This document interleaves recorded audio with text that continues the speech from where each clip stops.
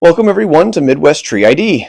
On this channel, it is my mission to help you learn an abundance of trees that grow right here in the Midwest, and some key features on how to identify them.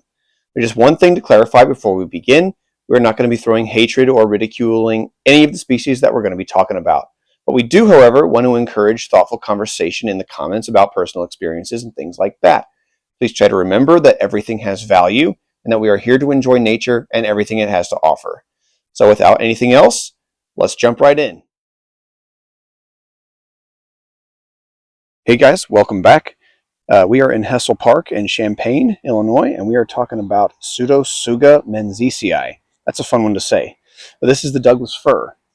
Now, the Douglas fir is not a true fir like the concolor fir, as it's in a different genus. The concolor fir is in the genus Abies, as to where this is in the genus Pseudotsuga, which actually means false hemlock.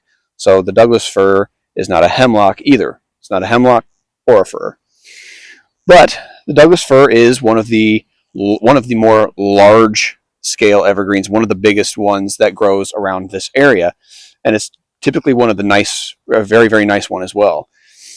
So one of the key features about the Douglas fir is that it's going to have these, again, just like our spruces, it's going to have needles that are about an inch or so long. And these needles are going to be primarily green, and they're going to have a little hint of blue. And they're much softer than on the spruces. And then the cones are probably going to be the biggest tip for identification. The cones are going to be about 2, maybe 3 inches long, and they're going to have these bracts that come down off the scales that almost look like, I say they look like stingray tails almost. But that's going to be one of the big key factors in identifying these.